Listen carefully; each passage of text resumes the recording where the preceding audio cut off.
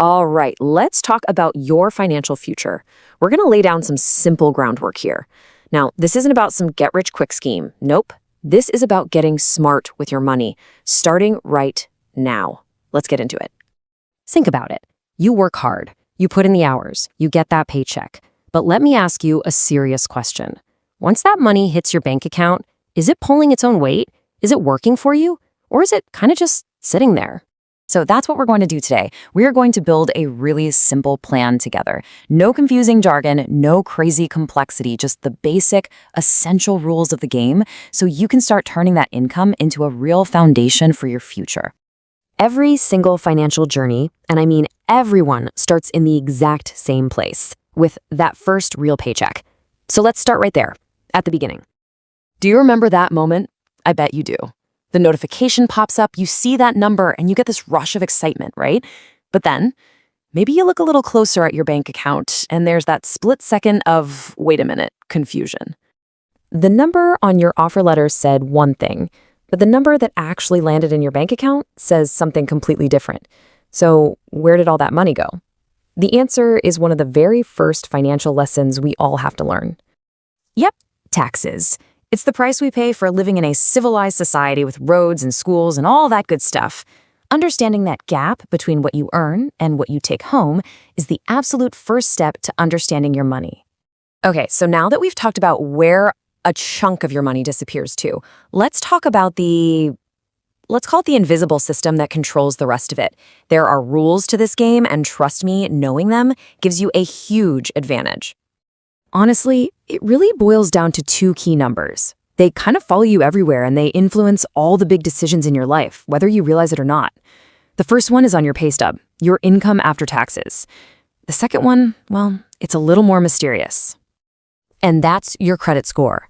Now, it is so important to understand this. This number has absolutely nothing to do with how much money you have. It is purely a measure of trust. Lenders are just asking one simple question. If we lend this person money, are they going to pay us back? That's it. So how do you manage these two critical parts of your financial life? It's actually way simpler than you might think. First, just take a minute to actually read your pay stub, understand what's being taken out. And second, for your credit score, it's all about one habit. Always, and I mean always, pay your bills on time. That is the single biggest factor. You gotta love this analogy because it is just so true. Your credit score needs a little bit of attention. If you ignore it, it can really make a mess of things. But if you take care of it, it becomes this loyal friend that helps you do huge things down the road, like, buy a house. Okay, so up until now, we've been talking about managing the money you earn. Now let's shift gears and talk about the two ways money is actually made. This is a really important strategic choice you get to make.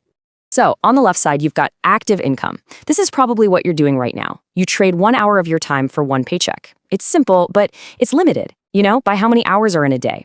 On the right side, that's the goal, passive wealth. This is where your money starts working for you, making more money even when you're sleeping. The trick is to use your active income to build the assets that create passive wealth. So how do you actually build that bridge from active income over to passive wealth? Well, you do it by firing up the most powerful engine in all of finance, compound interest. It might sound complicated, but the idea is actually super simple. When you invest, your money earns a little extra. Compound interest is when that little extra starts earning its own extra. Your money literally starts making copies of itself. It's honestly like finding a cheat code for the game of finance. It's not magic, it's just math. But when you let it work over a long period of time, the results can feel absolutely magical. So how do you activate this cheat code? It just comes down to 3 simple habits. Number 1, start as early as you possibly can. Seriously, time is your most valuable asset, way more than the money itself. 2, diversify. Don't put all your eggs in one basket. And 3, be incredibly, incredibly patient. This isn't a race, it's a decades-long journey. I really want to drive this point home about starting early. So to do that, let's look at a quick tale of 2 investors. Their story shows, in no uncertain terms, why time is the most important ingredient of all. First up, we've got investor A. Right after college, age 22, they start putting away just a small, consistent amount of money every single month. Nothing crazy, just a simple habit. And now here comes investor B. They are just as disciplined. They invest the exact same amount of money every month as investor A. The only difference, the only one, is they wait just 10 years to get started. They begin at age 32. Okay, look at this chart. By the time they both hit retirement, investor A, our early starter, has more than double the wealth of investor B. Double. They invested the same amount of money each month, but the result is wildly different. That huge gap isn't because of skill or some secret stock pick. It is purely the result of 10 extra years of compound growth. That is the power of time. This really says it all, doesn't it?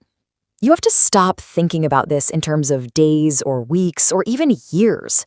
The people who build real, lasting wealth are the ones who have the patience to think in decades. And let's just be really clear about the alternative. So many people are afraid of losing money in the market. But you know what's a guaranteed loss? Doing nothing. Every single year, inflation is quietly eating away at the value of your cash. So not investing isn't playing it safe. It's just letting your future get stolen, slowly but surely. So we'll end on this. The most powerful force you have on your side is time, and the engine that makes it work is compounding. You don't need a lot of money to get started, you just need to start. So the only real question left to ask is, when are you going to start the clock on your first decade?